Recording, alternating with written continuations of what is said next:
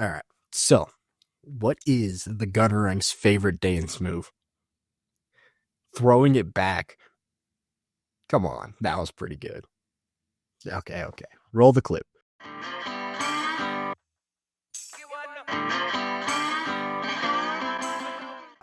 What's up, and thanks for stopping by. Today, we're going to be looking into another unique TDR reload weapon, the Gunnarang. This pistol, while very unusable on some Vault Hunters, is also one of the most common guns to use on others. Stick around as we break down everything you need to know about the Gunnarang in Borderlands 2. So what exactly is the Gunnarang? This legendary pistol is manufactured by TDR. Unlike its non-unique counterparts, it doesn't just detonate upon reload or impact though. This weapon has a unique gimmick of acting like a boomerang. Once you throw it, it'll begin to come back your way after a couple of seconds. Now, this might sound scary since we all know TDRs tend to explode.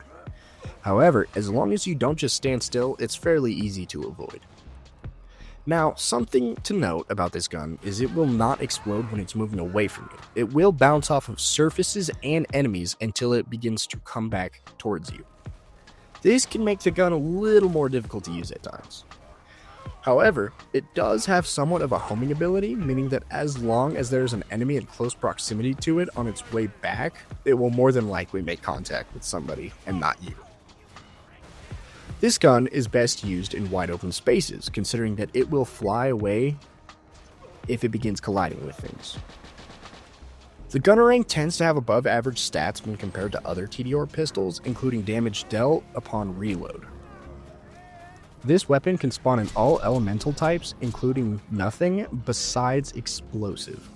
The red text reads, "Give it a burl," which, as far as I can tell, is just Australian lingo for give it a try. But you tell me what you think. Where can you acquire the Gunnarang? To get your hands on this fun pistol, you'll need to head back to the fridge after or during the Cold Shoulder side quest. I covered this mission as well as the Gub in my previous video, which will pop up on the top right corner of this video if you want to check that out. And coincidentally, we will be heading right back to Laney White. Now, you don't have to kill her or any of the enemies in this area, so keep that in mind if you're going to farm this thing. You'll want to make your way past Laney and to the right where there's a sort of hidden labyrinth. Make your way through until you reach an elevator, which will take you up to the Rat Cave, where you will encounter an enemy named Rackman.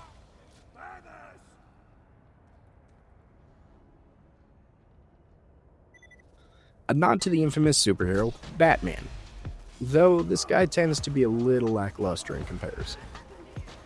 Upon killing Rackman, the Gunnarang has a 10% chance to drop.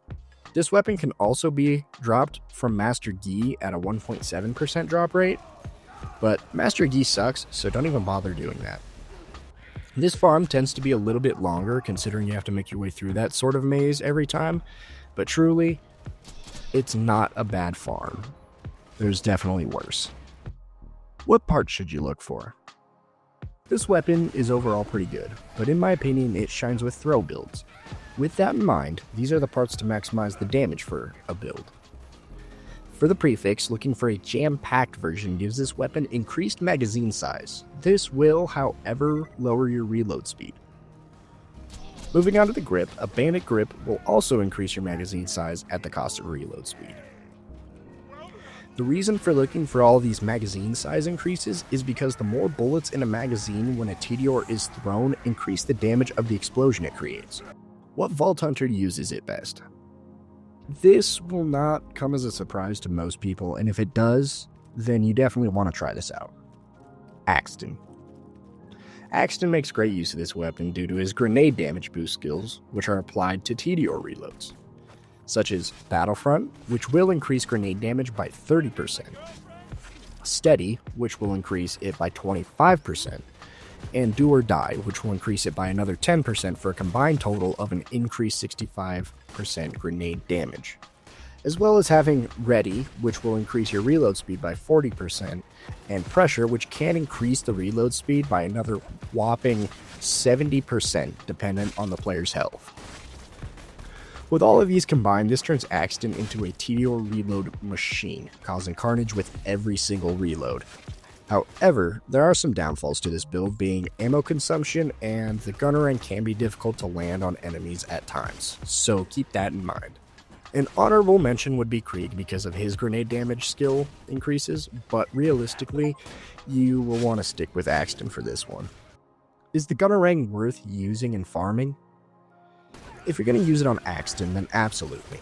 The amount of damage output and his increased reload speed make this gun fantastic.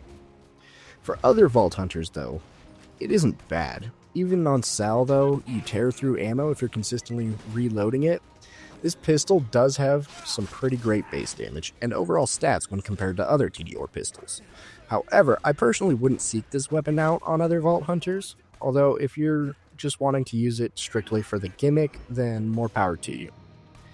This gun is extremely fun and takes a little more thought than just aim and shoot.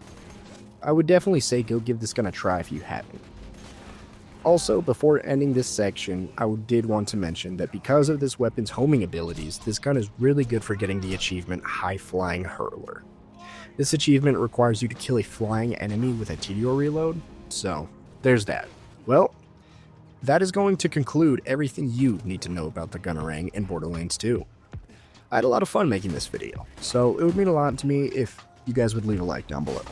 Also subscribe if you haven't. I post quite a bit of Borderlands content, so if that's your kind of thing, then you should stick around. With that, I will see you guys in the next one. Happy hunting.